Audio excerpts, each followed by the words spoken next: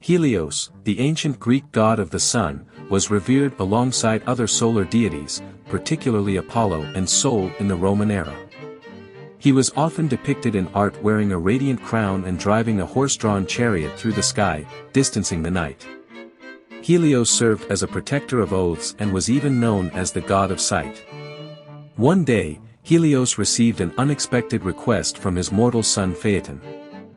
Phaeton begged his father to let him drive his four-horse chariot across the sky for a single day.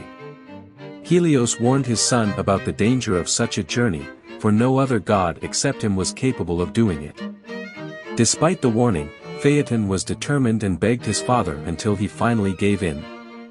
The ride was a disaster, and chaos ensued as Phaeton lost control of the fiery chariot. Zeus had to intervene, striking Phaeton with his lightning bolts to stop the destruction of the earth. Helios was distraught at the loss of his son and mourned him greatly.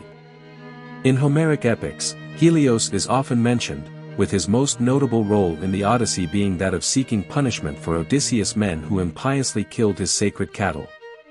Responding to his request, Zeus agrees and does away with the ship, killing all aboard, except for Odysseus himself, the only one who had not harmed the god's cattle.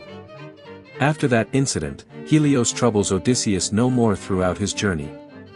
Aside from his important role in legends and epics, Helios was also worshipped in several parts of ancient Greece, especially in the island of Rhodes, where his primary cult center was located. The Colossus of Rhodes, a gigantic statue of the sun god, adorned the port, but was unfortunately destroyed in an earthquake and was never rebuilt. Despite this, Helios's worshippers continued to revere him as the god of the sun, protector of oaths, and keeper of sight. Helios, the Greek god of the sun, rode his golden or pink chariot across the sky every morning, pulled by 4 white horses. The Ori, goddesses of the seasons, helped him yoke his chariot before he journeyed from east to west. He was often accompanied by his sister Eos, who opened the gates for him to pass through each day. Although he was said to go under the earth and through Tartarus at sunset, Athenaeus wrote that Helios climbed into a golden cup at that time and traveled to the land of the Ethiops. However, Helios' schedule was often disrupted in mythological tales. For example, Zeus ordered him not to rise for 3 days during the conception of Heracles and made winter days longer when he looked upon Leucotho. Hera made Helios set earlier than usual during the Trojan War when she supported the Greeks. Moreover, summer days were said to be longer because Helios would stop his chariot mid-air to watch nymphs dancing. Once, when Heracles crossed the Libyan desert on his way to retrieve the cattle of Geryon, he shot an arrow at Helios out of frustration, but he immediately apologized for his mistake.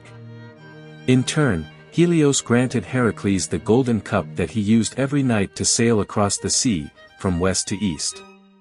Similarly, when the brothers Thyestes and Atreus fought over who would rule Mycenae, Helios reversed his course after Hermes tricked Thyestes into agreeing that whosoever possessed a splendid golden ram would be king.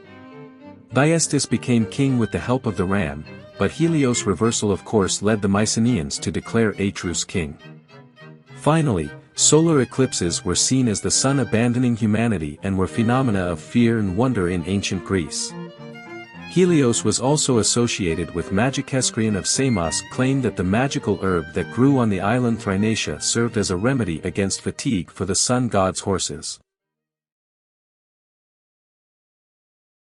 Once overlooked by his fellow gods in the division of the world, Helios, the sun god, found a new opportunity in the shape of a potential rich island that he had spotted emerging from the ocean's depths. Helios requested this land, and it became known as Rhodes, named after his lover Rhode. Rhodes became a sacred abode for the sun god where he was revered above all others. Helios and Rhode had 7 sons who became the island's first rulers and were known as the Heliadae. The islanders also worshipped Athena, having built an altar to pay homage to the goddess. But one day, they forgot to light the fire for the sacrifice to the goddess. Zeus, seeing the Rhodians' mistake, sent a golden cloud to rain gold coins upon them, and Athena blessed the people of Rhodes with outstanding artistic skill. Rhodes became a remarkable island, blessed with wealth, and was renowned for its artists and artisans. The Rhodians' skills in pottery, metalwork, and sculpture were unrivaled, and travelers flocked to see their splendid creations. The island remained a haven for Helios and his family, who were admired and respected by the Rhodians. Although Helios had initially been overlooked, his discovery of Rhodes and Rhode, and their descendants' contribution to the island's growth and prosperity, ensured that he would never be overlooked again. Helios, the revered sun god of Greek mythology, was known for his immense power and role in the sky. However, his most famous story was a tragic one, involving his beloved son Phaeton. Phaeton begged Helios to let him drive his chariot for a day, a request which Helios ultimately granted. Despite his father's warnings, Phaeton failed miserably and caused chaos and destruction in the sky, ultimately dying as a result. The details surrounding Phaeton's birth and upbringing varied depending on the source. Some stories claimed that his mother was Clymene, while others suggested that it was Rhode or Prote. In one lost play by Euripides, Phaeton learned that Helios was his true father from his mother Clymene. In Ovid's account, Phaeton's claims about his heritage were mocked by Zeus' son Epiphus, leading him to seek out his father and request to drive the chariot. In Nonnus of Panopolis's version, Phaeton was born to Helios and Clymene within their legitimate marriage. Regardless of the differing details, all versions of the story agreed that Phaeton's ill-fated ride in the chariot of the sun ultimately led to his demise. In some versions, his sisters were transformed into trees that wept amber tears in their grief. Lucian satirized the event, with Zeus berating Helios for allowing his inexperienced son to take on such a daunting task. Even Aesop created a fable based on Helios, which focused on his intentions to get married, causing a stir among the protesting frogs. Despite the tragic ending, the story of Helios and his son Phaeton remains an enduring myth within Greek mythology. Its themes of recklessness and hubris serve as a cautionary tale to generations to come. Do you want to explore more Greek mythology stories? Who do you want to see featured next? Subscribe and leave a comment below to let me know. I'll see you in the next video.